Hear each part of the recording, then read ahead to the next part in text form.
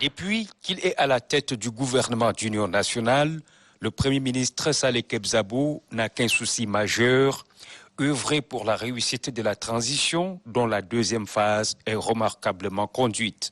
C'est ainsi qu'en sa qualité de président du Haut Comité de pilotage, chargé de la mise en œuvre des recommandations et résolutions du dialogue national inclusif et souverain, Saleh Kebzabo saisit toutes les opportunités pour faire le point de l'évolution du processus de transition.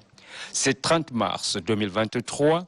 C'est ce même souci permanent qui a conduit le chef du gouvernement d'union nationale à initier cette grande rencontre avec les amis du Tchad et les partenaires pour évoquer la mise en œuvre de la feuille de route, la planification des activités et bien évidemment toucher la question des ressources financières.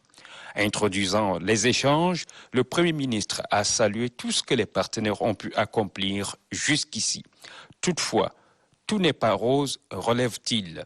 Alors que le calendrier doit être respecté pour éviter tout glissement, le chef du gouvernement d'union nationale n'est pas satisfait de la vitesse actuelle des mobilisations de fonds. On a un calendrier que nous devons respecter. Et le premier de ce calendrier, qui est pour nous le plus important, c'est l'organisation du référendum en octobre. Je pense que par rapport au financement annoncé, nous ne sommes pas beaucoup avancés.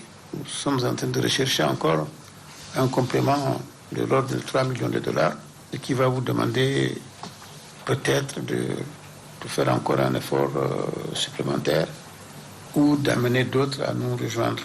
Nous savons qu'en la matière, vous savez faire. On peut donc compter en toute confiance sur votre capacité à nous amener à remplir ces gaps. Sur le plan technique, le gouvernement est à pied d'œuvre et qu'un chronogramme officiel sera mis à la disposition du Premier ministre dans un bref délai, rassure le ministre en charge de l'administration du territoire, Liman Mahamat, qui estime que le référendum constitutionnel pourrait être convoqué avant la fin de l'année 2023. Les partenaires qui ont renouvelé toute leur confiance au gouvernement réitèrent leur ferme engagement à soutenir toutes les initiatives des autorités de transition pour un retour à l'ordre constitutionnel. La machine est lancée et roule à grande vitesse, s'est félicité le Premier ministre avant d'élever la séance.